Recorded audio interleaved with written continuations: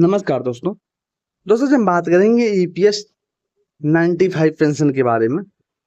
जो पेंशनर्स हैं अब उन्होंने जो है खोल दिया सारे राज, और पेंशनर्स को लेकर क्यों नहीं बदला सरकार का फैसला जो है इसके बारे में भी हम बताएंगे। ईपीएस 95 पेंशनर्स को लेकर पेंशनर्स की बेचैनी जारी है। सोशल मीडिया पर नई नई चिंताएं और तथ्य साझा कर रहे हैं। सरकार और ट्रेड यूनियंस के फैसले पर जो है सवाल उठ रहा है और समाधान की मांग कर रहे हैं। ईपीएस 95 पेंशनर्स को लेकर पेंशनर्स की बेचैनी कम होने का नाम नहीं ले रही है। सोशल मीडिया पर पेंशनर लगातार नई नई तथ्य और चिंताएं को साझा कर रहे हैं। योजना की शुरुआत और श्रमिकों की अनिवार्यता। एक पेंशनर से लिखा कि ईपीएफओ के तहत 1995 में शुरू हुई ईपीएस 95 योजना 1981 के बाद श्रमिकों के लिए अनिवार्य थी, लेकिन जो 1981 से पहले श्रमिक बन चुके थे उनके लिए यह योजना अनिवार्य नहीं थी। जब यह योजना 1995 में शुरू हुई थी तब सरकार मालिक वर्ग और यूनियन वर्कर्स प्रतिनिधियों की सीबीटी ट्रस्ट का गठन किया था। पेंशनर्स का दावा है कि न्यूनतम पेंशन से 25,000 रुपये पेंशन मिलने के बाद घोषणा के बाद जो है कई पुराने कर्मचारी इस योजना में शामिल हुए। श्रमिक सरकार की नीतियों के शिकार हुए।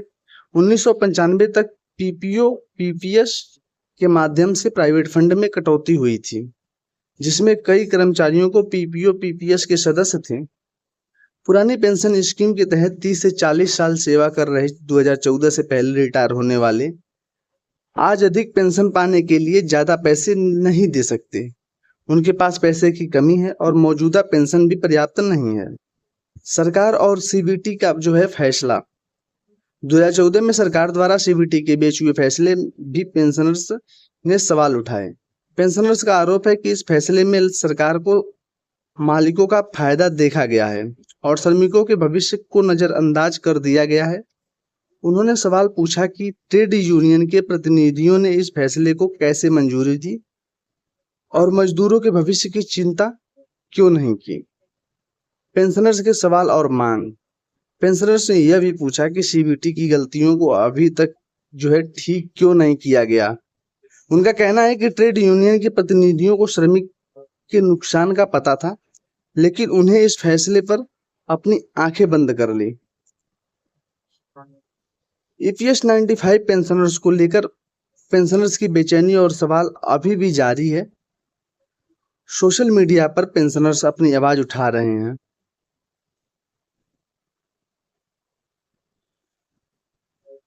सरकार से जवाब और समाधान की उम्मीद भी कर रहे हैं। हमारी लड़ाई सिर्फ पेंशनर्स के लिए नहीं बल्कि हमारे भविष्य के लिए है। एक पेंशनर ने लिखा कि सरकार और संबंधित अधिकारियों को इस मुद्दे पर ध्यान देना चाहिए और पेंशनर्स की समस्याओं का उचित समाधान जो है वो करना चाहिए। फिलहाल दोस्तों भी एक छोटा सा नोटिफिकेशन आया था जो मैंने आप लोगों के बीच पेश किया। अब इसमें कुछ नया नोटिफिकेशन आता दोस्तों, वो हम आपको विस्तार से बताएंगे। दोस्तों ये कुछ कारण है जो अभी तक पेंशनरों की मांगों को पूरा करने पे ध्यान नहीं दिया जा रहा है।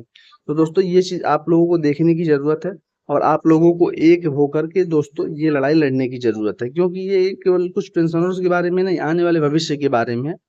आप पेंशनरों का क्या है, आधा जीवन कटी गया है, जीवन खत्म ही है। अगर उनको मिल भी जाता है साल 2 साल बाद, कुछ लोग तो कुछ साथी तो हमारे बीच में भी नहीं रहे जिन्होंने ये लड़ाई शुरू की थी। तो दोस्तों इस चीज को हमें याद करके और मजबूती से खड़ा होना है, चाहे अभी हमारी पेंशन आ रही हो चाहे ना आ रही हो। आने वाले टाइम में दोस्तों इसी जो है कैटेगरी से हम सब गुजरने वाले हैं। चलिए दोस्तों इसमें कुछ नया ऐड होगा तो मिलेंगे नए वीडियो में, तब तक के लिए थैंक यू।